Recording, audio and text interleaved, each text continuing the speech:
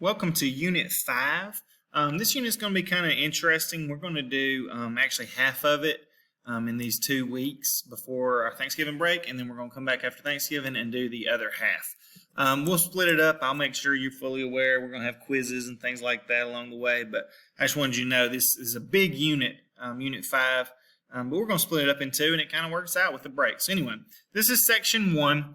This is some foundational knowledge you'll need to know for this unit and actually some upcoming units. It's kind of diving deeper into the cell. Think about what we've learned so far this year about the cell. We've learned parts of the cell, how it works. We just finished up last unit, Meiosis, how the cell divides.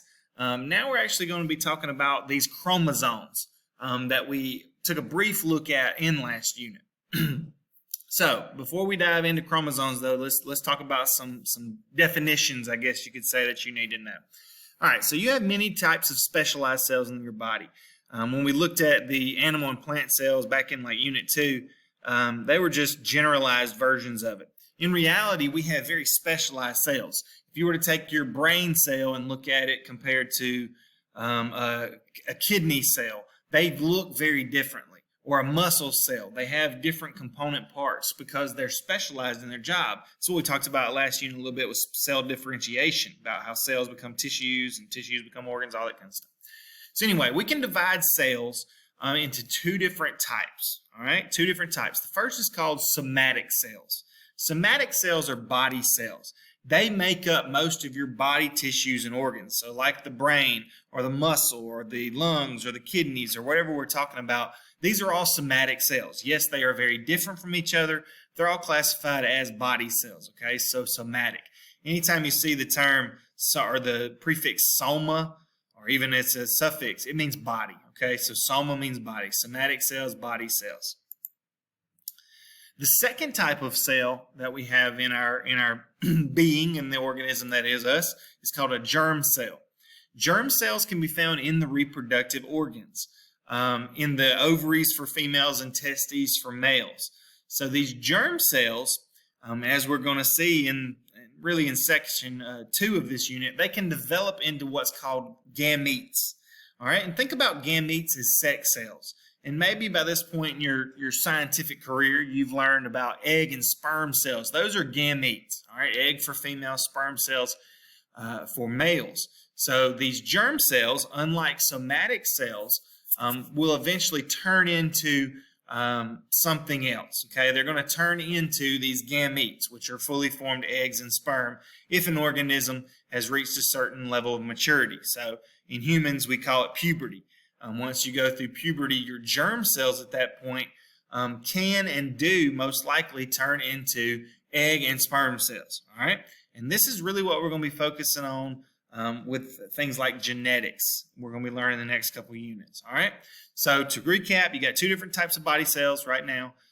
Somatic cells, which are those body cells that make up all the different tissues and organs in yourself. And then we have germ cells that are going to turn into gametes, eggs and sperm. And we'll look at that more closely in section 2. The thing about gametes that I want you to really know about at this point is that they have DNA that will be passed to the offspring in the form of chromosomes. All right, so it's how we're going to pass on this genetic material to the offspring.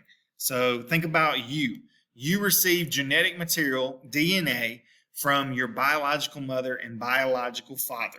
Okay, it got passed to you through their gametes, their sex cells. The thing about chromosomes that I like for you to know right now is that each species, we're talking about humans or dogs or fern, okay, they have a characteristic number of chromosomes in each cell. All right, in humans, for example, we have, and we're going to see this in the next couple slides, but you're ready for it. We have 46 total chromosomes. Paired up, that's 23 pairs. Think about like how shoes come. You say, I got 1 pair of shoes. How many individual shoes are there? 2. All right, so we got 46 chromosomes found in 23 pairs. But the chromosome number for species does not really link it to how complex it is. Now, logically thinking, you would think, oh, something that's not very complex would have maybe 2 chromosomes. Something so advanced as humans, we'd have 46 chromosomes or 23 pairs. That's really not how it plays. Each species has a different number, but it has nothing to do with the level of complexity in that species. For example, humans got 23 pairs. A fruit fly has 4 pairs of chromosomes. A grain of rice has 12 pairs of chromosomes. A dog has 39 pairs, so higher than humans. I like to think that we're more advanced than dogs.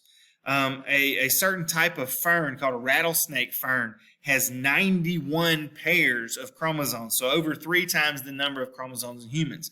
Definitely not, to me at least, complex as humans. So I don't want you to get in the habit of thinking, oh, it has that many chromosomes, it must be really, really advanced. No, it's just how many it has. So humans is the one I want us to really think about. They have 23 pairs or 46 chromosomes. Now, in organisms, no matter what the species, not every part of the chromosomes are being used in each cell.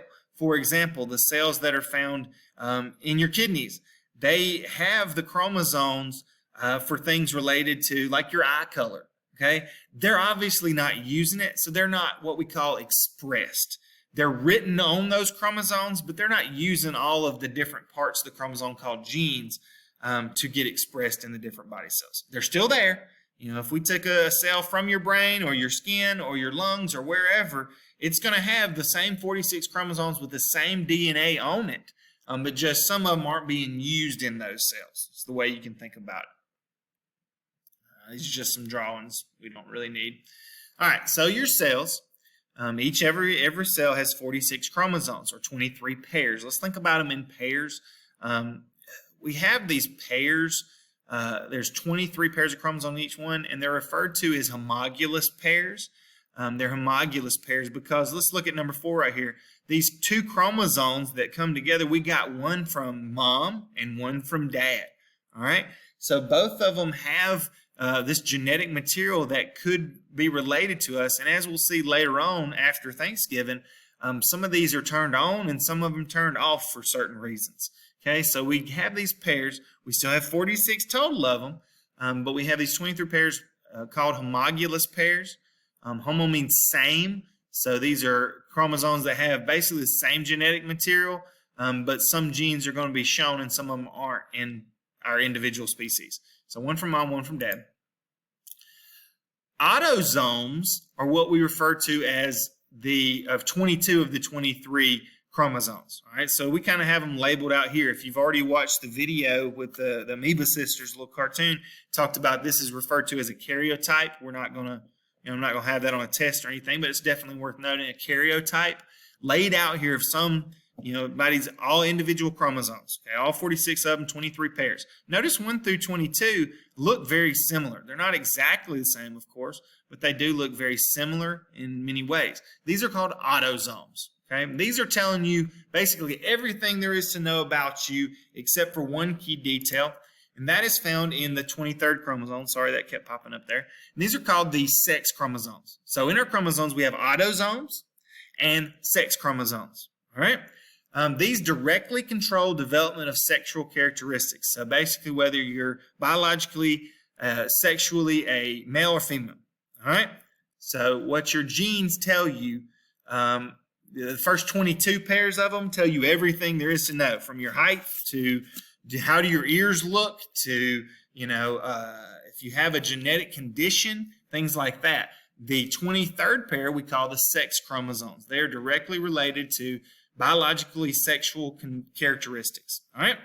They're very different in humans, being that these two, you can see they're labeled down there by Y and X. I hate to keep rolling over because it makes my little screen pop up here, but they look different. And that's because in humans, they're not homologous. All right, they're referred to as an X chromosome and a Y chromosome. And in the Amoeba Sisters video, it talked about that a little bit. They don't look anything like an X and a Y. But we call it that because females, let's go to the next slide, actually have 2 X chromosomes. They look very similar. Okay, they're not homologous, but they do have the similar characteristics. So we refer to them as XX. Males, however, have one X chromosome and one Y chromosome. They are certainly not homologous, but they have one of each. So this, if we looked at this karyotype right here for a person, we can see, move away thing, they have a Y and an X there in the red circle.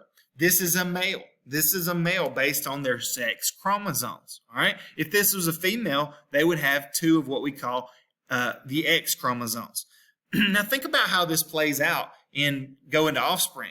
Females can only give an X chromosome. Okay, so this is what they have in their gametes. They're going to only pass on an X or a Y. Males have an X or a Y. Think about if mom gave an X, which is the only thing they have, dad gave an X, what's the offspring going to be? That's right, it's going to be a female. That's going to be a female child. If mom gives an X, because that's the only thing she can give, dad gives a Y, and now that offspring has sex chromosomes XY, is it going to be a boy or a girl? That's right, it's going to be a male, because now they have these sex chromosomes. Sexual reproduction involves the fusion of two gametes. So it's the sperm and the egg coming together in humans, and they fuse together in their nuclei. Their nuclei, we'll see this process later on, but they fuse together to form this very unique being with chromosomes from mom and dad. Their nuclei fuse together, results in a genetic mixture of both parents, and this is called fertilization. Now, the egg and the sperm, how this all works is the egg and the sperm only have half the number of usual chromosomes. So it would be half of however many they're supposed to have. It would only be 23 pairs as opposed to a person's somatic body cells have 46 chromosomes. All right, so the egg and sperm only have half the number of usual chromosomes. There's a name for that, and it's called haploid. Body cells, whether it be a person's brain, skin, to any type of body cell, they're called diploid or diploid, depending on who is saying this. They're both pronounced properly, diploid or diploid. This is two copies of each chromosome. So if we were to take your skin cell right now, we would be able to lay out the karyotype of having 46 chromosomes, 23 pairs, right? And we could even say, hey, half of these came from mom and half of them came from dad, but this person is unique. They have these diploid amount of cells, all right? So body cells are diploid. If we're talking about skin, brain, or kidneys, wink, wink, nod, nod, you got a quiz coming up. Your kidney cells are diploid. So, but if we look at somebody's gametes, the sperm or egg, they're what's referred to as haploid. They only have one copy of each chromosome. And think about why that is, because they're going to contribute that to their offspring. They don't need to give 46 chromosomes to their offspring, because if mom and dad are both given 46, that's not really going to be a human, is it? It's not possible to even think about. Instead, mom and dad are both going to give gametes that are haploid, having 23. Those 23 times 2, one from mom, one from dad, is going to give 46. And now the offspring has 46, same number as humans. Maintaining the correct number of chromosomes is important to survival in organisms. Otherwise, we wouldn't be able to have offspring.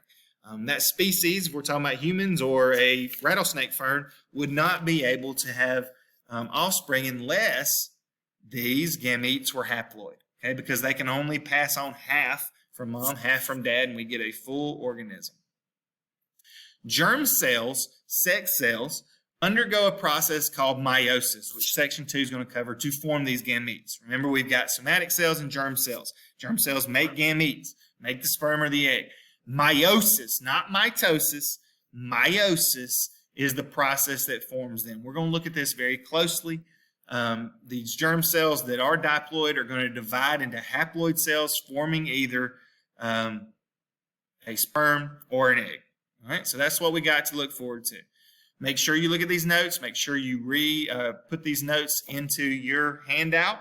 That way you can have them to look at. There'll be quizzes and all kinds of little assignments that are going to relate back to these notes. And it's going to be a lot easier for you to look at your notes than watch a video every time.